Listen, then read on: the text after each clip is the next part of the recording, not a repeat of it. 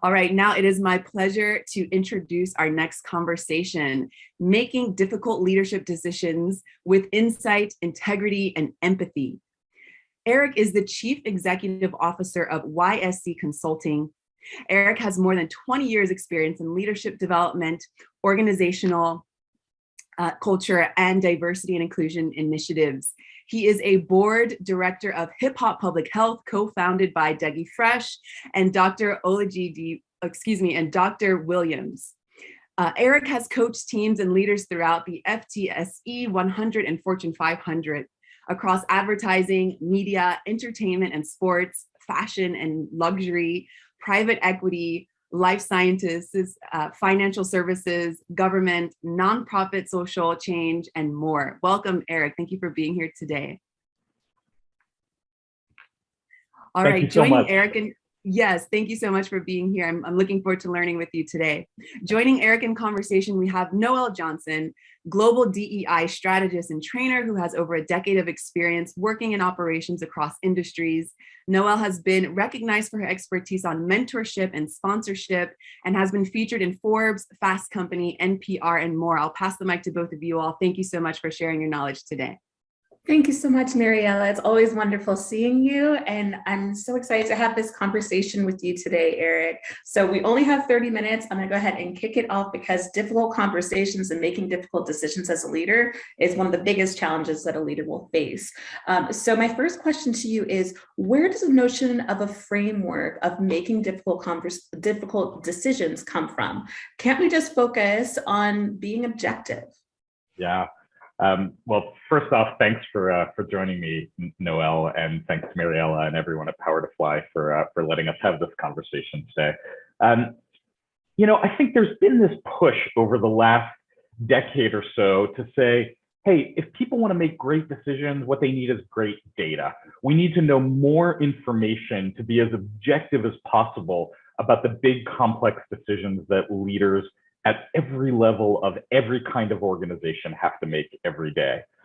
I'm not a big believer in objectivity, and I think that's a fundamental for any of us who do equity, inclusion, and diversity work, which is that we understand that everybody has a perspective that is informed by our core social identities, where and how we grew up, our experiences, our ways of moving through the world, and that to pretend that we can be objective probably means that we're actually prioritizing a perspective of a dominant culture identity group at the expense of those of us who don't share those identities. And so I think the benefit of a framework is that it gives us a moment to step back and say, rather than trying to be objective, how do we recognize that all of us are making subjective decisions all the time and try to be more skilled in how we use that information to make subjective decisions in a thoughtful way, accounting for perspectives that go outside of our own. I really love that, especially the piece of when we're being objective, where bias can kind of sneak in. We don't even realize that it's there. A lot of folks can see the positive sides of being objective, and it really doesn't always work, especially with those difficult decisions there. So my next question to you is, what risk and opportunities do moral and ethical decisions at work hold for those who hold historically marginalized identities? Yeah. So do we want people talking about morality at work? It starts to get a little blurry for some folks. What would you suggest? Yeah, no doubt. And with good reason. Anytime I bring up the idea of talking about morality at work, the whole room goes silent. It's the thing that makes everybody panic. What do you mean we're going to talk about morals? And one of the things that seems to happen consistently is people ask, what if we talked about values instead of morals? Morals has this connotation that, again, for many of us who hold marginalized identities or historically marginalized identities, can feel like somebody's judging us for who we are. There, especially in the US, there's a reason for that. In the 1980s, Jerry Falwell organized the so-called Moral Majority, an actual organization that was specifically focused on implementing right-wing political candidates in US elections. And they had a massive influence on 3 subsequent presidential elections and on countless state and local elections for the better part of a decade or more. What they did really well was brand the notion of morality, that you were either with the moral majority, capital M, the organization, or you were somehow immoral or amoral. For women, for many people of color, for LGBTQ people, for lots of us with marginalized identities, that meant that somehow core parts of who we are were being framed as immoral or amoral. And so the idea of talking about morality at work sounds awful. I don't want somebody judging me for who I am. The reason I think it's really important, though, is that one particular perspective on morality is not, in fact, the definition of morality. That's one kind of morality. Everybody has morality. Morality being simply what we believe is right or wrong. The thing about values is that they're aspirational. We want to talk about what do we hope to be? What do we hope to stand for? Values are what we aspire to, but morals tell us what we won't stand for. What is the thick black line that we're going to draw to say, I will not accept this in my community, in my team, in my place of work, in my family? And understanding what we stand for, but more importantly, what we won't stand for, helps us to make those really difficult decisions with that acknowledged subjectivity in a more skillful way.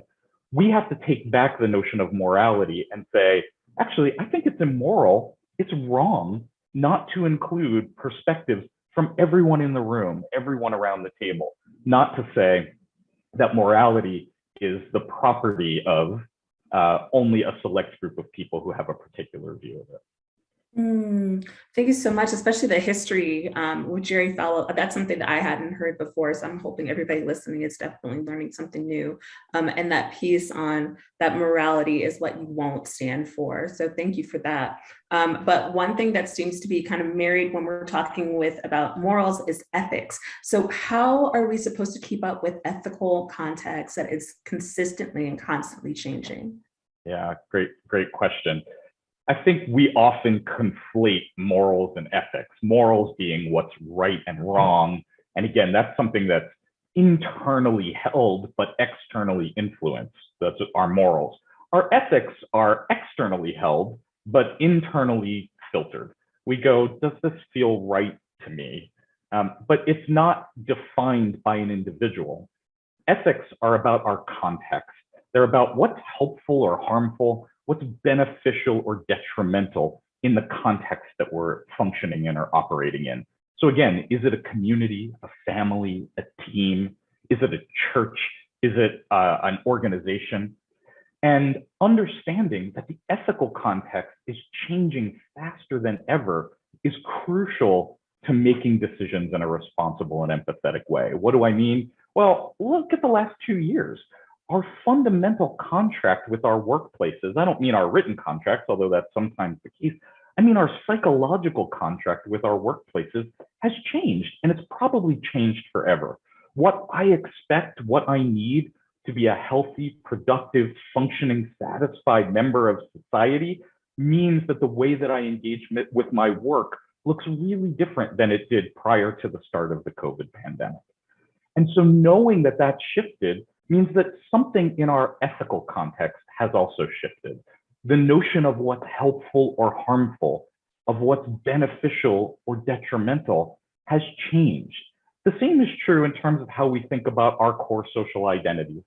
The fact is that many of us have believed that the ways that some people have engaged in their workplaces for decades have been harmful. We can look at things like behaviors related to so-called office relationships, which are sometimes actually manifestations of sexual harassment or abuse of power imbalance. Some people have thought those were fine. They make TV shows about it all the time. Some people think they should even be celebrated, as has been evidenced in the response to Warner Media's termination of 2 senior leaders at CNN recently. But there are others of us that understand that the way in which we use our power in the workplace has a real and tangible effect on real people's real lives today and into the future. And so paying attention to not just the majority voice, but collectively, what are the voices around me saying about what's helpful versus what's harmful, about whether that thing that used to be a joke that made us all laugh and feel good at work, except didn't really make all of us feel good, is funny, or whether it's actually a sign of fundamental disrespect of one of our core social identities. Paying attention to the way that the people around us are experiencing and interpreting things that we've taken as fact or for granted is a really important part of understanding our ethical context. And that means that the ways that companies respond, that organizations respond, and that leaders respond has to change as well, or we'll find that we no longer have the followership of our employees, of our teams, of our customers. It can't be apolitical anymore. We can't say, well, I'll just say nothing and assume that everybody is okay with it because I don't want to be political. Silence is political, and that represents a real shift in our ethical context. Oh, 100%. Like that silence piece, it is really getting noticed in a way that I haven't experienced before. And like you were saying, now over the last 2 years, I've heard the term psychological safety more than I've ever heard. I don't know if I even really heard it used in the workplace before. So the tides are changing and it's not going to stop. So this is so important. But you touched a little bit about roles. I want to dive in a little bit deeper there. What do our roles tell us about power and difficult decision-making? Yeah, power is a thing that scares a lot of people to talk about in the workplace, really right? Like the minute we acknowledge that there is an imbalance in power, everybody gets nervous. Are you telling me I'm without power, or are you saying that I am somehow more powerful than someone else? We're not talking about personal power. Of course, every one of us has personal power that we can take up as a way of advocating for ourselves, as a way of engaging with others. We're talking about systemic and structural power. I'm a chief executive of an organization. I know that the power that I hold comes with tremendous responsibility, and I don't always get it right. My obligation is to a lot of different kinds of stakeholders, certainly to our clients and what they expect of us, and of course to our employees, and absolutely to our investors, but also to the communities that we operate in, to the families of the people that work for and with us, and to each other on a daily basis. That's a big shift for a lot of people in business. For a long time, the view has been the primary role of any leader is to ensure that the shareholders' value is maximized. Well, now we're saying stakeholders go beyond shareholders. It's not just about who's putting in money and who's making money, but it's also not without those. It's important to know that the money that goes into for-profit organizations, and to many of our nonprofit organizations and foundations as well, is what enables us or allows us to do the good work that we do each day, to do what we believe in, and to have an impact in the world from whatever our little corners are. That said, not everybody has the same relationship to that power. And starting off by acknowledging, look, we have a difference in power. We don't all hold the same roles. We don't all hold the same responsibilities. We don't all get compensated in the same way, means that we can begin to have an honest conversation about the vantage points that we're coming from when we make difficult decisions. It also means that we can hold ourselves to a higher standard of integrity when that power imbalance is articulated openly and transparently. In the case of organizations where you have senior leaders making many times the compensation of their frontline workers, there's a real conversation to be had about ethics. There's also a conversation to be had about the difference in their responsibilities and their roles, to whom each of us is accountable, and whether the assumed difference in those roles is actually as big as we've allowed it to become in many of the organizations that we all work for. Absolutely. I really appreciate your perspective there. And when we're taking a look at power, the way that you broke that down, because it does make people feel so uncomfortable. We're talking about power and we're talking about privilege, and that really needs to get massaged so that people can really understand exactly what you were sharing there. But as we're talking through making these difficult decisions, we know that a shift needs to happen in order to make it happen, to make it work, especially when we're working with a group. So how does this all shift when a group needs to make a difficult decision together? I think this is a great spot to look at that power imbalance again. And so inevitably, when a difficult decision has to be made, lots of people have a point of view about what the outcome of that decision should be. It's pretty standard that any one of us can see a decision made in our workplaces or even see a decision made on the news and have a point of view about it right away. We may not have all the facts that the people who had to make the decision had, but we have a perspective. And that perspective is ours to hold no matter what. But just because somebody asks us for our perspective or is interested in our perspective doesn't mean that they're going to give us a say in the outcome. And so for leaders who have to make decisions or help a group to make a decision, it's really important to get crystal clear up front, how is that decision being made? And so I'll give you a simple way to think about it that I find really useful. And that is to clarify for everyone that's engaged in the conversation, formally or informally, do you have a view, which we all hold no matter what and is ours? Do we have a voice where sharing that view means that that view will be accounted for or incorporated in some meaningful way? Is the leader accounting for my perspective and therefore giving me a voice? Do I get a vote? Meaning not only are they going to listen to my voice, but they're going to account for it and allow me to have some say in what happens? Or do I get a veto? Meaning if I'm not happy with the direction that we're going in, I can put a stop to it. A view, a voice, a vote, or a veto. The problem is that most of us believe that if someone's asking for our opinion, that we get a veto. If you want to know what I think, if I really object to something and I tell you that, then you're going to stop it. But leaders, absent giving that clarity of veto power or voting power, are often assuming that everybody has a view, because everybody has a view, and maybe I'm giving people an opportunity to have a voice.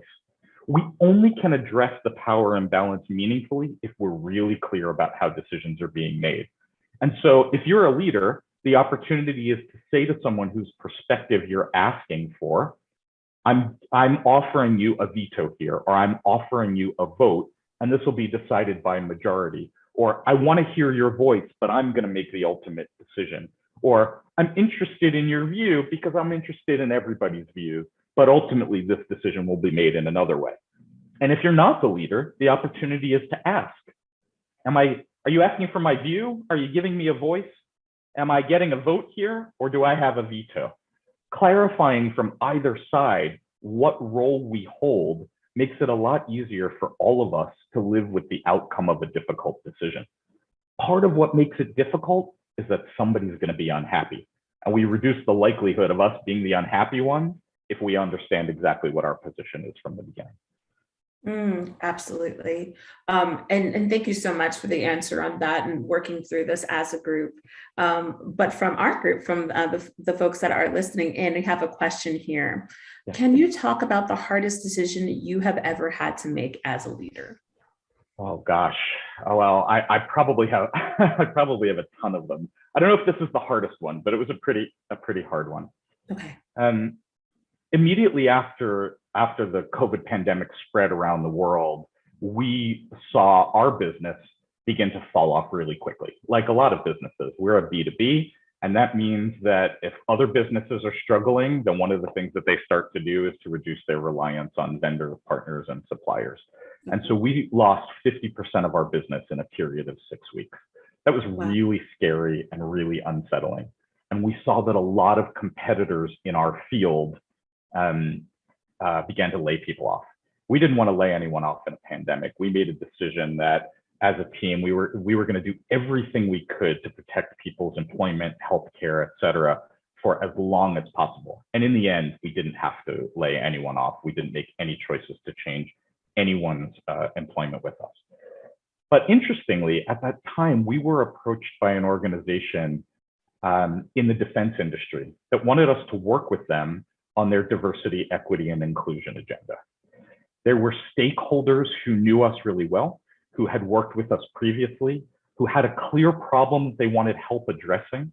That addressing that problem was in service of doing good for the many thousands of people who they employed. And they were clear that we were the partner that they wanted to work with. But we held the view for a long time that we didn't want to work with defense companies because we were concerned about the ethical implications of some of their activities. Now, you could hold that standard against almost any industry and ask questions about it. We're not moral absolutists in that way. We look at what is the potential benefit of the work that we do. But here we had this moment where we lost half of our business, didn't want to hurt our people or their families, and had an opportunity to earn revenue doing work that we love and believe in, sitting right in front of us. Really tough choice. We went around and around about it. And ultimately, we made the very difficult choice to take the work. And the reason that we took the work was that when we evaluated the moral and ethical dimensions of the work and of the people that we were working with, and our roles and our obligations to all of our stakeholders, our employees, our customers, our investors, our communities, we felt that the net positive impact of helping was better than the net negative impact of being right and harming a lot of people in the process. I don't know if it was the right choice. I'll never really know for sure, but it was a very carefully considered one that incorporated a lot of elements and a lot of consideration. Thank you so much for sharing that experience. Going to an earlier point, somebody had put into the chat that silence is political. Completely agreeing with what you were saying. And they're saying that really understanding what an advocate versus an ally has been an inspirational journey. And we're talking a lot about that activation with being an advocate versus being an ally, which is a bit more passive. So excellent point there. Another question here from the audience is, what are some of the ways to make hard decisions easier as a leader? Yeah, can you make a decision easier as a leader? That's a great question. I don't know if you can make them easier. You can get better at it. Yes. Hard decisions are hard. The reason they're so hard is because they tug at some raw aspect of our humanity. It's not like I have to decide to send more boxes to site A or more boxes to site B. Those are decisions leaders have to make, but they're not hard in the same way. But it's the stuff that makes us confront our own humanity, what matters to us, what we really believe in, what we won't stand for, and how that affects us in a community where other people may not share those views. So I don't know if it ever gets easier, but I think we can get better at it. The first thing to do is to, before you're faced with that really difficult moral or ethical decision, to think through, what is the source of my morality? Where do I get my ideas about right and wrong? And actually, the stuff that I think I believe about right and wrong, is that really what I believe? Did I get that from my upbringing, from my family of origin, from the people I grew up with or around? Do I get it from some aspect of my psychology? Does it come from my faith or my engagement in different communities? How do I know where I get those ideas from? Start doing that work, that deep reflection and consideration before you have to make the tough choice. Second is to be constantly surveying your ethical context and understand that the minute that you know what it is, it has changed already. The way that you do that is by engaging with as broad and diverse an audience of colleagues, of stakeholders, of community members as possible. If we're surrounded by people who look, think, and act like us, who bring the same lenses that we bring to our work and to our experience, odds are good that we are not seeing the full ethical context, and that is going to come back to bite us later. And third, get really clear on who your key stakeholders are, what their expectations are of you, and whether you share those expectations. Do they believe, for whatever reason, that they have a more dominant place in your roster of priorities, or do they understand that that roster of priorities incorporates a lot of different perspectives and a lot of different needs? Once you do those things, then the minute a difficult decision is in front of you, you're not going to be able to solve it like that, but you are going to be able to understand it in a different way, know who you are, and not be blinded in those moments by the psychological biases that we all carry. You'll get better and more skilled at being subjective in an attempt to understand. Absolutely. And we just have a few minutes left. So I have another great question just came through.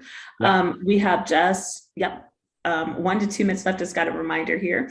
So Kira asks, I'm also at a DEI consulting firm, and we are constantly discussing the tension between doing meaningful work to dismantle white supremacy while also operating in a capitalist environment. It is definitely a thinker. That's something that I know I have definitely struggled with.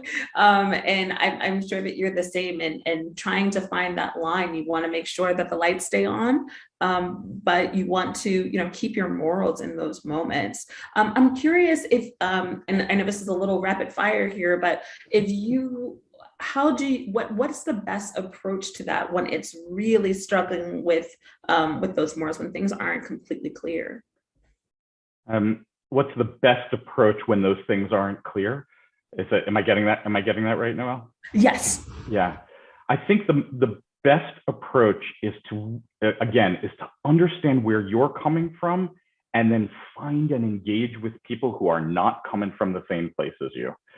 Because you hold different roles, because you live in different parts of the world, because you have different backgrounds or experience, because you don't share core identities, whatever it is, to make sure that you are testing your thinking.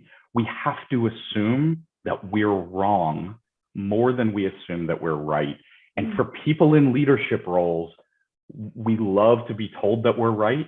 And in fact, many decades of research reflects the fact that people tell us we're right, even if we're not. And so assuming that we're wrong and testing our thinking all the time is absolutely essential. Excellent. Final question here. Eric, in your position, what ways have you made time to listen to indirect reports or entry-level staff? Yeah, so good. It's a lot harder since we've been virtual, although our firm has always been virtual because we're only 250 people and we're spread across 10 countries. And so as the newest people have joined us, I found it a lot harder than I used to when I could meet people in person and really connect with them.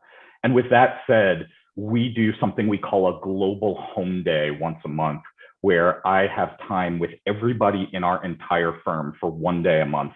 That 1 day is the same for everybody, so that we make sure that we don't focus on clients or external work that day. We focus on ourselves, on each other, on our community. I work with people in every single one of our markets. Hey there, and try to get to know people as much as possible through the screen. One of the great things that you just demonstrated spectacularly, Noelle, is that the advantage of getting to know people this way is that we have a window into each other's homes and lives. People have met my kids, I've met theirs. We get to talk to each other just about life and about our ideas about things. And every one-on-one conversation that I have with anyone, anywhere in our organization, I always ask the same question, which is, what should I know or be thinking about that you're seeing that I'm not? No matter what somebody's role is, I always want to know what they see and how they see it. And I'm incredibly grateful for the feedback that our team shares with. So important. So Eric, thank you so much for your time. Real quick, can you let folks know how they can find out more about you? Absolutely. Thanks. My new book, Difficult Decisions, comes out on March 29th. It's available for pre-order now on Amazon and Bookshop and anywhere books are sold. You can visit our website at www.ysc.com to learn more about our firm, our thinking, and about how we approach leadership of all kinds all over the world. You can find me on LinkedIn, Instagram, Twitter as well. Thank you so much. Thank you.